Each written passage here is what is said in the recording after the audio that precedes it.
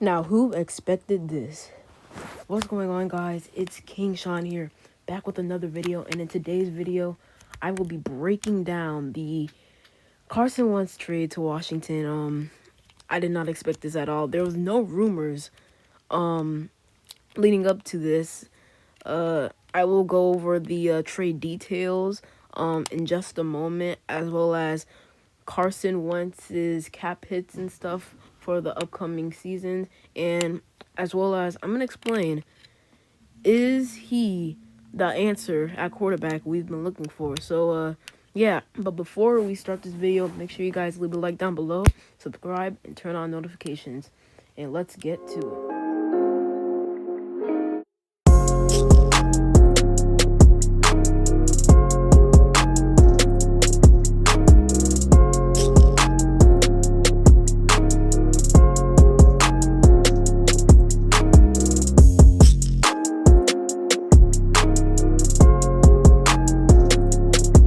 So, going into the trade details, and first of all, before we can get to that, who expected this? Who expected this? There was no rumors leading up to this. There was nothing leading up to this. Really, rumors were really getting to maybe us trading for Jimmy G, maybe us signing a quarterback from free agency and then drafting one. Like, who expected Carson Wentz to be back in the NFC East on my Washington Commanders? I mean, just who expected this? And before we get to the trade details again, I really don't know how to feel about this, because Carson Wentz, he's average.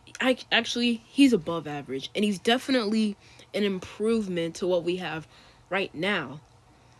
But there's so many problems. There's so many problems wrong with Carson Wentz, which I will get to later in the video. But I just do not know how to feel about this. Anyways, here is what we have to give up for Carson Wentz. We have to give up a 2022 third-round pick, 2023 third-round pick, which can become a second if Carson Wentz plays 70% of his plays, and a 2022 second-round pick. So basically, and we get Carson Wentz and the Colts 2022 second-round pick. So we basically swap second-round picks and give up 2/3, which that 2023 third could become a second. So, to me, this trade, who were we really competing for in this trade? I mean, no one wanted Carson Wentz. The Colts just wanted to get rid of him. And Carson Wentz, I think he could be good. I think he could.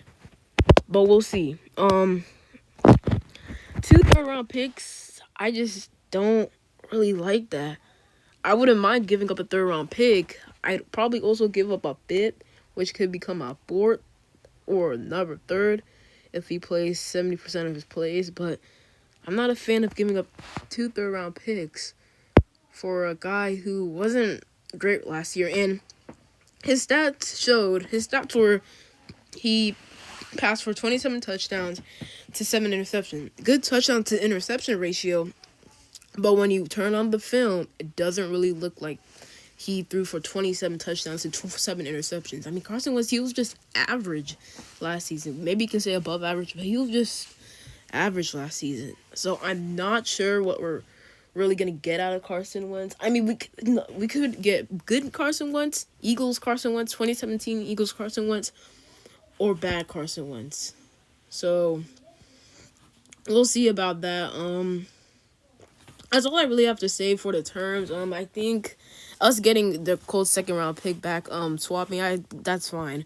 I don't mind that. But giving up 2/3, which one of the thirds could become a second, I really don't like that. So, yeah, tell me what you guys think about the trade term. Now, first of all, the money that we're giving Carson Wentz, first of all, we're taking on his entire contract.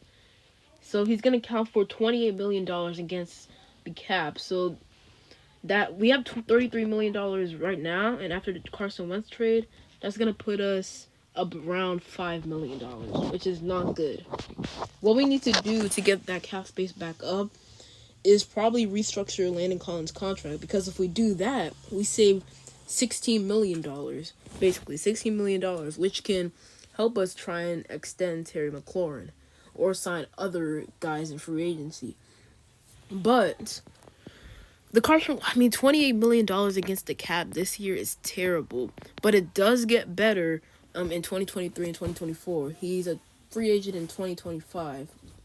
In 2023, I'm pretty sure his cap hit is a $21 million cap hit. And in 2024, his cap hit is a $22 million cap hit. And if things go badly, if Carson Wentz does not work out this upcoming season, we can cut him in 2023. And there's zero dead cap. Zero dead cap. So if we were to cut him, we'd get all our money back. So it's basically like, let's see how Wentz does, and if he's bad, we can cut him. And yeah, we have to start our quarterback search over again, find a new quarterback. But that's one positive thing. Although the money may seem like a lot now, we can get rid of him after a season if he doesn't work out. So the money situation really, it does affect us with trying to extend Terry McLaurin, trying to sign other players. So it's going to be interesting how this plays out. Now, I did want to take a look at what JP Finlay tweeted, and I did say this earlier in my video, but he said Wentz threw for 3,500 yards this past season on 63% passing, which that's a fixed. I really don't like completion percentages, passer ratings, stuff like that. He threw 27 touchdowns to just 7 interceptions, which is pretty good if you're just looking at the stats. But you have to turn the film on. You really do. You have to turn the film on and actually see what he does on the field. Because really, the Colts, they went 9-8 this past season, which is just what you're gonna get out of Carson Wentz. And I don't think he played. Actually, I think he did play all of the games this past season.